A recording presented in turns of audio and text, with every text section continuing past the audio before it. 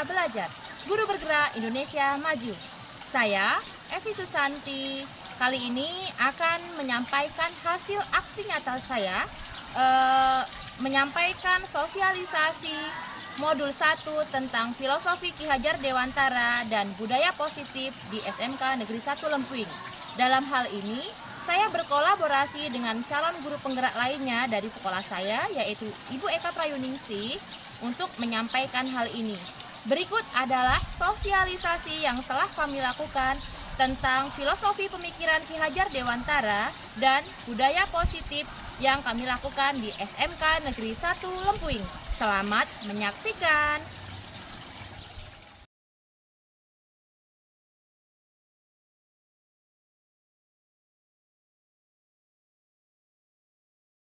Guru, Wakil Kepala Sekolah dan staf tata usaha SMK Negeri 1 Lempuing, yang terhormat juga untuk kita semua. Marilah kita panjatkan kehadiran Allah Subhanahu wa Ta'ala, karena berkat beliaulah kita dapat berkumpul di ruangan dalam keadaan sehat walafiat. Amin. Junjungan kita Nabi besar Muhammad Sallallahu Alaihi Wasallam, karena berkat beliaulah kita dapat menuju zaman terang benderang seperti yang kita biasanya. Kita Maulid Nabi itu termasuk ke dalamnya. Selanjutnya integritas, penghormatan terhadap diri sendiri dan orang lain. Ada akhlak kepada manusia, mengutamakan persamaan dan menghargai perbedaan, berempati kepada orang lain, akhlak kepada alam, akhlak kepada negara. Hal yang paling sederhana yang bisa kita ajarkan kepada anak didik kita biasakan kembali budaya 5S Bapak Ibu Guru. Apa budaya 5S? Senyum, sapa, salam, sopan, dan santun. Dari hal yang paling sederhana, kita jadikan kebiasaan, kita tanamkan kebiasaan tersebut, insya Allah akan menjadi suatu budaya sekolah yang nantinya di mata masyarakat, oh berarti anak-anak alumni dari SMK kita itu memang anak-anaknya sopan dan santunnya patut diacungi jempol. Tidak usah kita yang akhlak kepada negara, itu memang perlu, tapi kita mulai dulu dari hal yang paling sederhana. Budaya 5S, kita ingatkan kembali kepada anak didik kita. Ketika salaman dengan guru yang baik. Bukan kalau anak didik kita sekarang kan dari pipi, kening ya. Kita tanamkan kembali yang benar itu bukan di pipi nak, tapi dicium itu. Kemudian sapa, salam, sopan dan santun.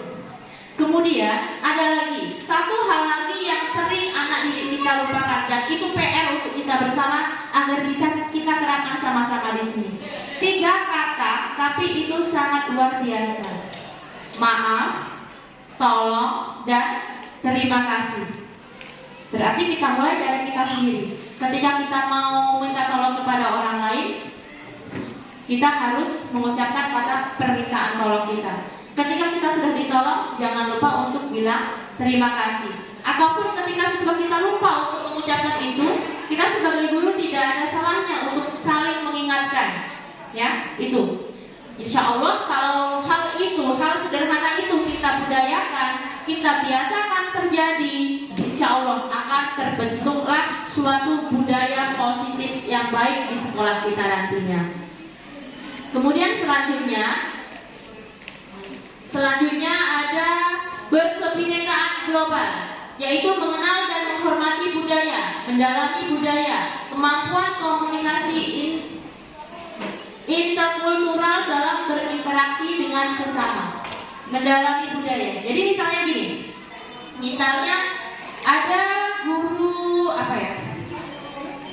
guru seni budaya misalnya. Seni budaya berarti kita budayakan yang ada di sekeliling kita. Kita tidak usah jauh-jauh, kita ambil dari tarian daerah Bali. Nah, kita budayakan yang ada di kita dulu. Berarti apa? Ciri khas dari kita, orang Sumatera Selatan misalnya, tari tanggai, itu. kemudian Gending Sriwijaya. Jadi biar orang lain pun tertarik dengan apa yang kita punya. Jangan sampai kita ajarkan yang jauh-jauh, tapi kita tidak mengajarkan yang ada di sekitar kita. Pun misalnya ketika materi mau diambil contoh itu di gurun pasir itu ada unta misalnya. Anak kita tidak tahu unta itu seperti apa. Pun saya pun demikian tidak pernah tahu rupa unta itu seperti apa. Kita cari contoh real yang ada di sekitar kita. Misalnya apa? Ada sapi, ada kambing, dari hal-hal seperti itu. Jadi kita harus memperkenalkan budaya kita, menjunjung tinggi budaya kita kepada masyarakat supaya orang lain tertarik dengan apa yang kita punya. Oh, ternyata seperti ini Gending Sriwijaya. Oh, ternyata seperti ini tari tanggai itu. Bagus ternyata ya. Jadi orang lain pun nanti akan bagus ternyata. Gitu. Kemudian ada gotong royong. Gotong royong itu ialah kolaborasi, kepedulian dan berbagi. Nah, gotong royong itu sangat perlu sekali. Kolaborasi berarti bagaimana caranya? Siswa pun saling berkolaborasi, baik itu piket, baik itu dalam mereka berdiskusi, ya, saling menjaga kebersihan. Kemudian ada mandiri. Mandiri kesadaran akan diri dan situasi yang dihadapi. Kesadaran berarti ketika siswa sudah mampu mengkondisikan dirinya sendiri, siswa tersebut melihat ada sampah, diambil dan dibuang ke tempat sampah. Itu ternyata berarti siswa tersebut sudah ditanamkan dalam dirinya sifat mandiri. Tanpa kita suruh, siswa tersebut sudah melaksanakan piket misalnya, berarti sudah mandiri. Tanpa kita tegur, siswa tersebut sudah rapi, baju sudah masuk ke dalam semua, ke dalam rok ataupun celana. Berarti itu siswa tersebut sudah sadar akan dirinya sendiri itu harusnya seperti ini menjadi siswa yang baik. Ini PR untuk kita, bagaimana caranya siswa kita menjadi siswa yang mandiri nantinya. Kemudian selanjutnya ada bernalar kritis, yaitu memperoleh dan memproses informasi dan gagasan, menganalisis dan mengevaluasi penalaran, merefleksi pemikiran dan proses berpikir serta mengambil keputusan. Diharapkan nantinya siswa kita akan menghasilkan siswa-siswi yang memiliki 6 profil pelajar Pancasila. Ya, saya ulangi lagi, tadi ada berakhlak mulia, ya, beriman dan bertakwa kepada Tuhan Yang Maha Esa dan berakhlak mulia. Kemudian ada gotong royong, mandiri, berkebinekaan tunggal, bernalar kritis, dan kreatif. Kreatif ini menghasilkan gagasan yang orisinil serta menghasilkan karya dan tindakan yang orisinil. Ini nanti selanjutnya selanjutnya nanti akan kami perjelas lagi mengenai kreatif ini di budaya positif nantinya. Selanjutnya akan disampaikan oleh rekan saya, Ibu Eka Prayuningsih.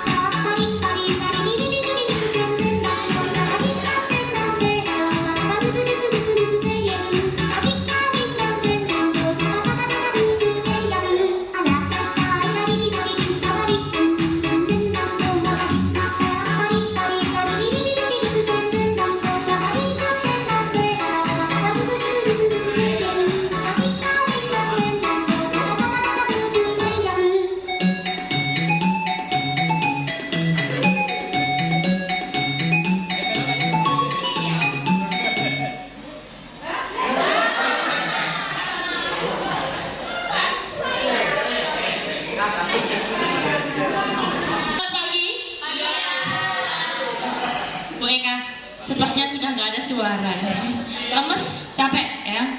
Tetap semangat ya Bapak Ibu ya. Tetap semangat, kita sama belajar agar kita lebih baik nantinya, ya. Oke. Baiklah, di sini saya akan melanjutkan dari pembahasan budaya positif yang tadi sudah disampaikan oleh rekan saya Bu Eka Prayuningsi. Selanjutnya ini kalau menurut saya materi yang lebih menarik lagi, karena inilah yang sering kita hadapi sebagai Bapak Ibu guru di kelas. Pertama, kita akan mengenal tentang kebutuhan dasar manusia.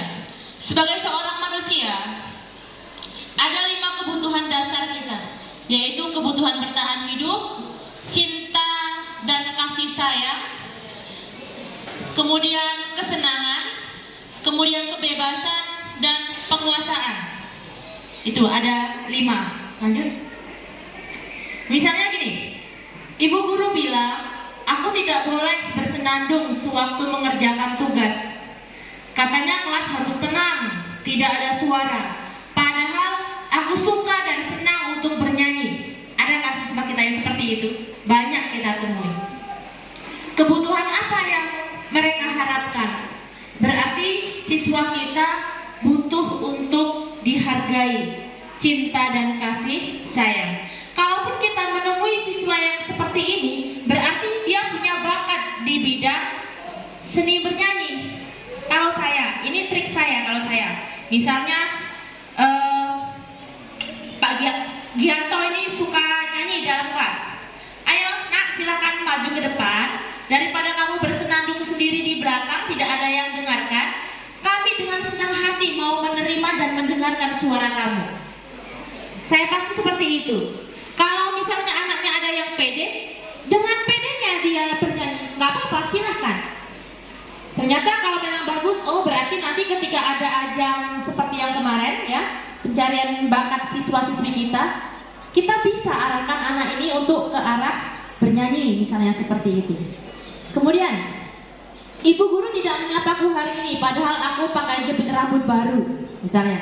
Berarti ini sama, cinta dan kasih sayang serta ingin diakui, ingin dihargai. Memang itulah kebutuhan anak-anak kita. Kita tidak munafik, siswa kita itu banyak.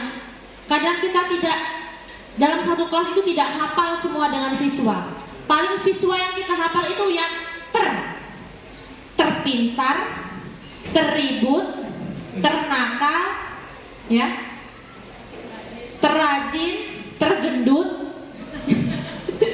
Pasti itu.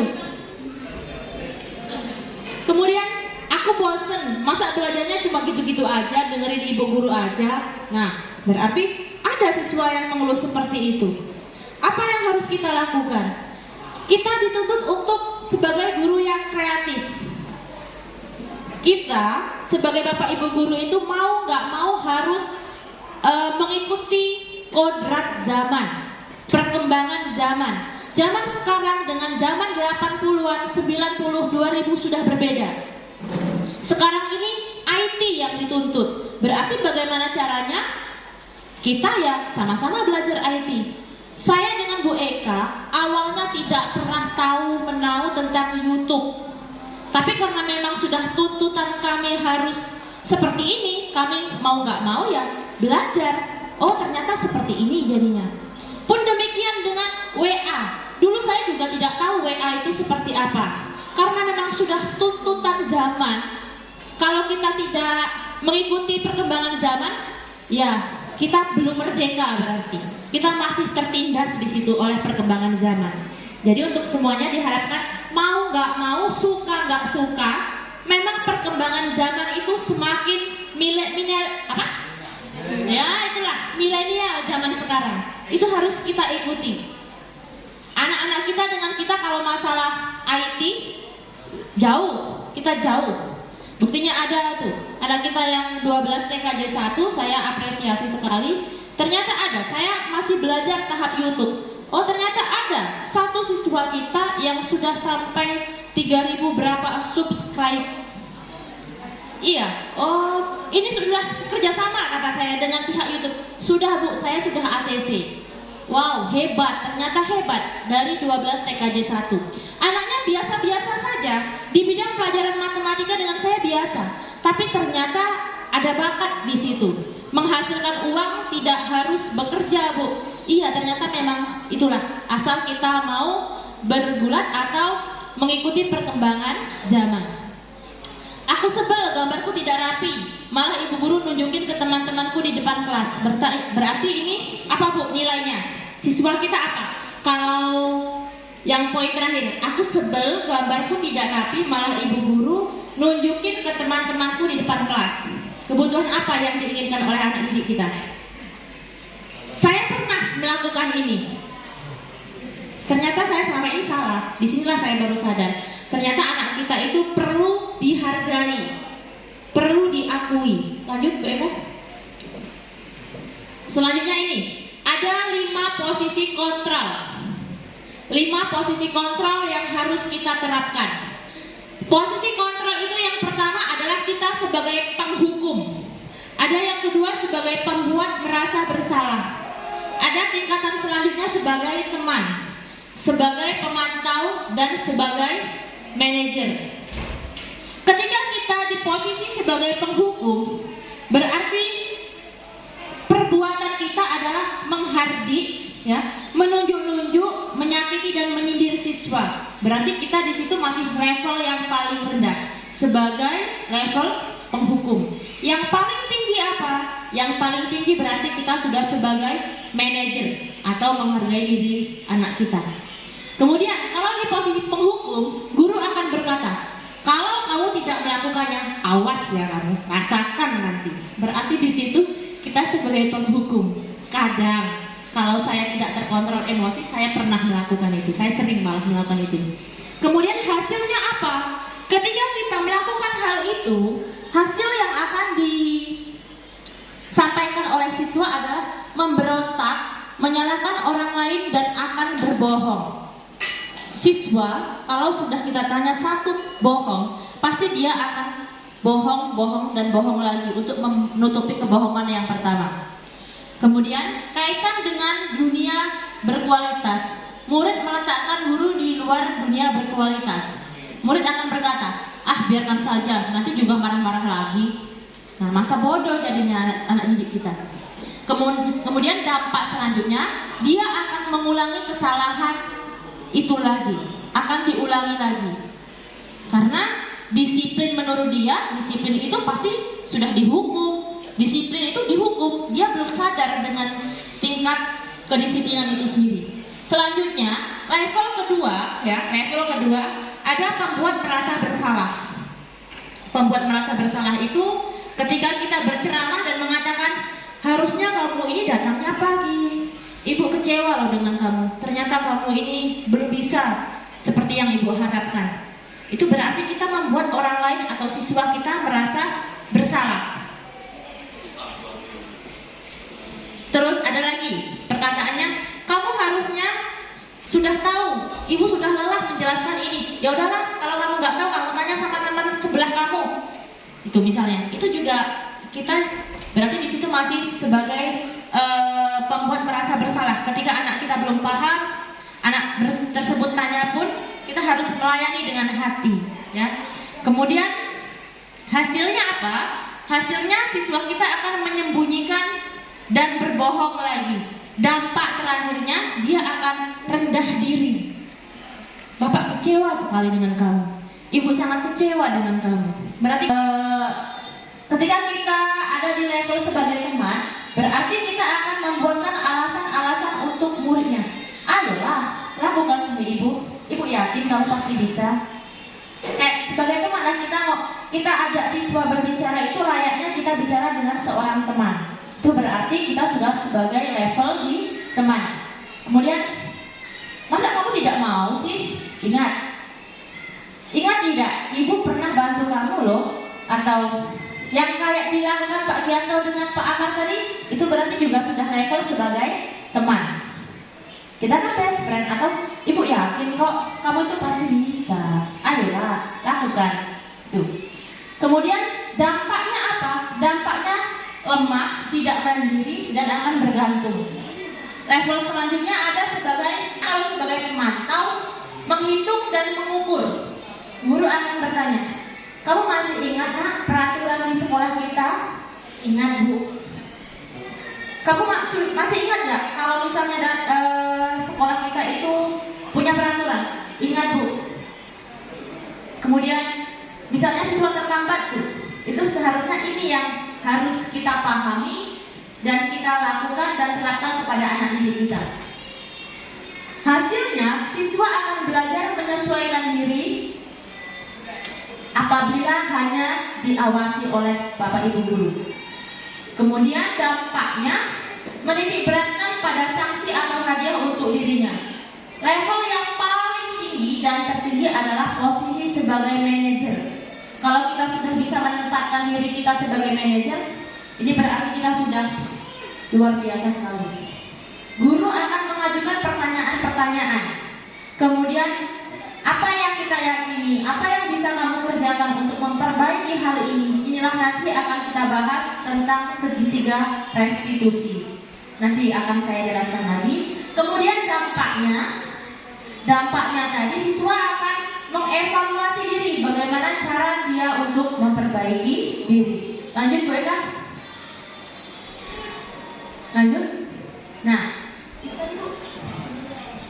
nada suara ketika kita berbicara dengan siswa, ini yang paling penting. Apa yang tersampaikan dari sebuah pesan, ternyata dari kata-kata itu hanya 10% yang masuk di dalam pemikiran siswa. Nada suara 35%. Kamu ini, saya yakin, tuh, nonverbal atau bahasa tubuh 55%. Ada 55%. Berarti hal apa yang paling tinggi? Yang tertinggi adalah bahasa tubuh kita. Saya masih ingat pengalaman ketika saya SD, SMP, SMA. Pasti yang kita ingat itu ketika kita yang paling misalnya berbuat salah. Iya kan? Ketika kita berbuat salah atau kita dihukum guru, kita masih sampai sekarang masih terasa di hati. Saya ingat sekali, dulu waktu SMP atau saya waktu SMA, guru saya itu tidak yakin kalau saya itu bisa masuk IPA. Malah saya diminta untuk IPS, katanya saya tidak mampu dalam hal berhitung. Padahal saya yakin saya bisa, saya suka dengan matematika, saya suka dengan dunia perhitungan. Itu saya merasa dikerdilkan, saya merasa tidak dihargai di situ. Tapi sampai sekarang pun hal itu tertanam dalam hati saya. Ya Pak, iya Bapak Ibu, pasti semua punya pengalaman yang berbeda-beda. Atau Pak Yanto pernah waktu itu lompat pagar misalnya. Hal itu pasti, yang terkena itu yang seperti itu. Kalau tiap hari kita disiplin, nggak bakal itu terkenang di hati anak kita. Iya Bapak Yanto? Iya. Jadi dari apa yang sudah kita lakukan, bahasa tubuh kita itu ternyata 55% yang terbanyak terserap dalam pikiran siswa. Lanjut Bu Eka. Nah, sebelumnya Bu,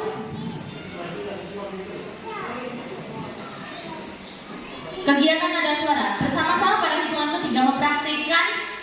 Tadi kan kita sudah belajar tentang 5 posisi kontrol sebagai penghukum, membuat orang lain merasa bersalah, teman, dan pemantau. Lanjut Bu Eka. Apa yang kita sampaikan dari nada suara kita itu penerimaan kepada siswa itu berbeda-beda.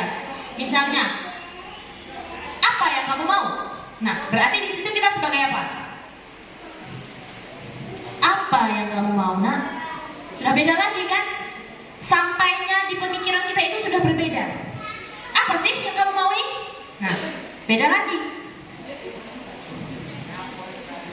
Mau kamu apa? Nah, misalnya seperti itu, beda. Kemudian selanjutnya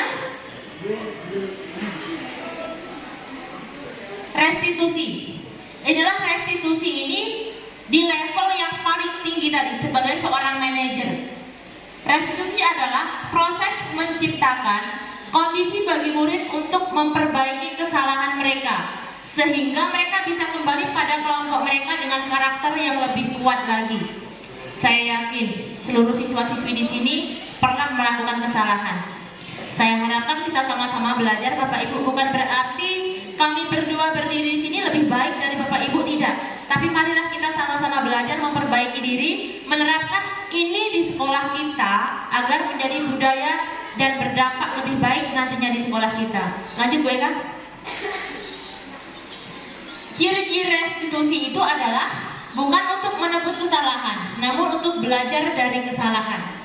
Misalnya, siswa terlambat, tuh, memperbaiki hubungan antara guru dan siswa. Kemudian kita kasih tawaran, bukan paksaan. Restitusi menuntun untuk melihat ke dalam diri. Restitusi mencari kebutuhan dasar yang mendasari tindakan mereka itu apa. Restitusi cara yang paling baik untuk memperbaiki diri. Kemudian restitusi fokus pada karakter, bukan tindakan. Yang diharapkan adalah karakter dan budi pekerti yang baik dari anak didik kita.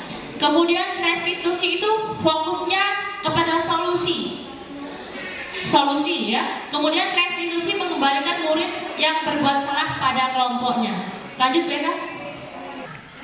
Menstabilkan identitas, validasi tindakan yang salah, dan menanyakan keyakinan. Misalnya, saya ambil contoh kemarin, saya ambil pas siswa datang terlambat. Misalnya ada siswa datang terlambat tuh, saya panggil kemarin. Saya sudah mencoba, tapi belum secara merata saya terapkan.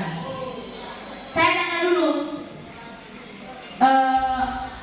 Amar, kenapa kamu bisa datang terlambat? Tapi nada kita di situ jangan langsung kita marah-marah, jangan langsung kita bentak-bentak. Kalau kita sudah bentak-bentak dan marah-marah, berarti siswa sudah langsung down di situ. Allah, walaupun aku ngomong jujur, pasti masih dihukum, ya toh? Pasti seperti itu. Jadi siswa itu juga butuh untuk dihargai. Kenapa kamu datang terlambat, Amar? Iya Bu, maaf. Pasti dia akan jujur ketika kita ngomongnya seperti itu. Maaf Bu, tadi saya bangunnya kesiangan. Kenapa Amar bangun kesiangan? Misalnya, semalam saya mabar Bu dengan teman-teman saya. Mabar saya sendiri nggak tahu istilah mabar. Mabar itu apa sampai sekarang pun saya nggak tahu. Saya mabar Bu, misalnya. Pulang sampai jam 2 Bu, tidur jadi kesiangan misalnya. Nah, disinilah posisi kita untuk menstabilkan identitas ini. Kita hargai siswa kita. Amar, misalnya, setiap orang itu pasti pernah melakukan kesalahan. Tidak ada orang yang sempurna. Tidak ada orang yang luput dari salah. Amar bukan satu-satunya siswa yang pernah berbuat salah. Kita stabilkan dulu identitas siswa. Kita stabilkan dulu kondisinya seperti apa. Kemudian validasi tindakan yang salah. Ini yang tadi. Kamu tentu punya alasan. Kenapa kamu sampai datang terlambat? Ini tadi. Ternyata alasannya mabar. Nah, mabar. Adakah cara yang lebih efektif untuk mendapatkan apa yang kamu butuhkan? Kemudian kita tanya dulu. Amar sampai mabar jam berapa? Misalnya sampai jam 2. Kemudian kamu bangun jam berapa, Amar? Jadi kita hanya sebagai yang memberi pertanyaan, Bapak Ibu. Kita hanya memberikan pertanyaan. Yang membuat keputusan nanti ya anak kita itulah. Tapi pertanyaan kita mengarahkan untuk hal yang lebih baik lagi. Amar sampai jam berapa, Mabar? Sampai jam 2 Bu misalnya. Tidur, kemudian bangun jam berapa? Bangun jam 7 Bu. Rumahmu di mana?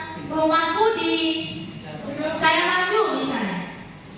Nah, berarti Amar punya waktu 30 menit dari rumah ke sini. Belum mandi, belum sarapan, belum mempersiapkan diri. Apakah itu cukup? Kita hanya memberikan pertanyaan kepada anak didik kita. Tidak Bu. Amar dari sekolah jam berapa? Dari rumah jam berapa berangkat ke sekolah? Jam 7.20 misalnya. Dalam waktu 10 menit. Apakah cukup Amar sampai ke sekolah? Tidak Bu. Nah, kita hanya memberikan pertanyaan. Kemudian, Amar masih ingat kita punya peraturan sekolah? Ingat Bu. Pasti dia akan menjawab terus. Kita memancing Tadi dengan udah 2 pertanyaan. video kesakit. Oh ya Amar, coba. Amar masih ingat? Kira-kira kita masuk pukul berapa? 7.30 misalnya. Lakukan. Tidak mabar lagi Bu. Nah, berarti dia sudah punya second opinion atau pilihan kedua lagi. Tapi yang memutuskan itu dia. Kita hanya memberi opsi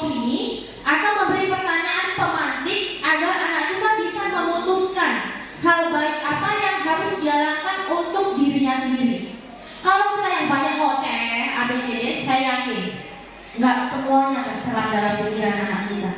Tapi ketika kita buat pertanyaan pemati yang memutuskan atau yang mencetuskan itu dia sendiri, minimal ada nanti hasil baik yang diharapkan. Jadi apalagi amal yang harus dilakukan? Tidak mabar lagi. Selain itu, misalnya tidur sore. Nah, Mbak Muar sudah paham nih. Tidur sore ya Mbak Muar. Itu lah. Jadi Bapak Ibu guru, mari kita sama-sama memperbaiki diri, kita saling mengingatkan untuk menerapkan segitiga restitusi ini di sekolah kita. Ketika ada siswa berbuat salah, apapun kesalahannya, berarti ini yang harus kita terapkan. Saya pernah sampaikan, sampai ada kemarin siswa kita itu yang menanyakan seperti ini, Bu, boleh ya Bu rambut panjang? Pernah. Saya buat kesepakatan kelas ya, saya curhat sedikit nggak apa-apa dengan mereka.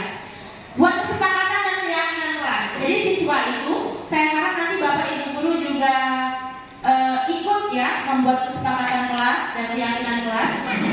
Kesepakatan kelas itu yang buat kita sendiri Bapak Ibu dan siswa. Yang melakukan yang kita sendiri dan siswa.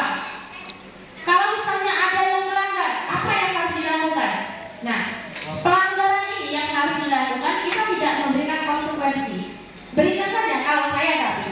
Coba kamu, baru yang berkaitan dengan ilmu aja. Coba kamu sebutkan Pancasila. Ada ternyata siswa kita yang tidak hafal Pancasila. Saya menemukan satu siswa ada yang seperti itu. Nah, sahadat coba nggak hafal. Jadi kita kaitkan dengan hal-hal sederhana seperti itu. Ya, ketika saya buat kesepakatan kelas, mereka saya berikan kertas apapun itu, tuliskan terserah mereka. Ternyata banyak. Bu, boleh bawa HP di situ. Iya, benar. Boleh bawa HP, Bu. Boleh rambut panjang. Boleh pakai sepatu. Saya boleh bertingkah apapun sekehendak saya. Ada yang seperti itu Bapak Ibu. Jadi ya saya itu ngomong, inilah curahan hati kalian kata saya. Saya pantau lagi. Kemudian saya beri penjelasan kepada siswa kita. Pertama yang tentang rambut panjang. Sekolah ini bukan itu. Yang pertama bukan itu. Yang pertama dia ada yang ngomong ini. Saya boleh berbuat apapun semau saya. Terus tak jawabnya gini Bapak Ibu ketika dia ngomong itu. Tapi saya sambil bergurau. Saya memposisikan saya sebagai temannya. Kalau kamu mau apapun berbuat semau kamu, emang sekolah ini punya mbahmu tadi bukan? Jadi satu kali diam semua. Ya gak bisa. Sekolah itu punya aturan. Bapak Ibu guru juga diatur. Pun kamu seperti itu. Gak bisa. Emang punya mbahmu aja punya aturan. Apalagi sekolah punya pemerintah gitu. Kemudian ada yang boleh bawa HP. Nah di situ kita kemarin ada yang curhatnya seperti itu. Bu di pelajaran apapun nggak ganggu loh Bu ini Bu rambutku ini Bu. Serius Bapak Ibu banyak yang seperti itu. Terus saya sampaikan. Misalnya yang saya tarik ini yang agak yang buat perkataan itulah yang buat pernyataan itu. Misalnya Rizka nanti misalnya Rizka yang buat ini maunya rambut panjang. Misalnya Rizka nanti sebagai bos batu bara, punya perusahaan banyak, anaknya banyak, anak perusahaan banyak. Ada si Vera tiba-tiba datang, ya, bukan Vera yang nggak cocok kalau Bu Vera rambut panjang. Ada si Amar lagi datang, rambutnya gondrong, keriting, gondrong, tatonya banyak, kukunya panjang, ya, bajunya cantik, ada yang bolong kanan kiri. Nah, kira-kira kamu terima nggak kamu Pak Bos? Gitu kan? 20%. Kita puji siswa kita. Buktinya Ibu Susi pakai tato jadi menteri. Iya. Aku udah. Nanti catat dulu. Saya selesaikan ini dulu. Ibu Susi ya nanti ya pertanyaannya. Nah, itu ya. Jadi apakah Risa nanti akan menerima pegawai yang seperti itu? Walaupun Amar itu orangnya baik hati dan tidak sombong serta rajin, tapi kalau dari penampilan awal seperti itu, apakah akan diterima? Enggak Bu. Pertama dia ngomong diterima lah Bu. Wong itu temanku. Ya kalau enggak apa kamu terima? Ya nggak bakal diterima. Nah itulah tujuannya sekolah, mendidik kamu supaya lebih baik nantinya. Itu. Kalau Pak Amarta, Pak Novel tadi apa? Bu Susi punya tata jadi menteri. Berarti nasib baik dari Bu Susi, Pak. Lanjut Pak. Nah, untuk membuat murid yang merasa gagal karena berbuat salah menjadi positif terhadap dirinya, guru berkata, nah, yang datang lagi ke sekolah sebelum kami melakukan lomba karya. Lomba karya itu kami lakukan setiap bulan, di awal bulan biasanya. Insya Allah akan kami lakukan di tanggal 5 Februari. Jadi sebelum kami lomba karya, PP kami akan datang. Beliau akan memastikan apakah di sekolah saya sebagai guru penggerak ini sudah melaksanakan hal ini apa belum. Jadi saya harap Bapak Ibu guru semuanya, ilmu yang sedikit ini semoga bermanfaat. Mari kita sama-sama di kelas kita masing-masing kita buat kesepakatan kelas. Kesepakatan kelas itu tadi yang buat ya sama-sama dengan siswa. Tapi ketika siswa ada yang kesepakatannya aneh-aneh, kita luruskan lagi niat sekolah itu untuk apa, bukan untuk jadi dirinya sendiri.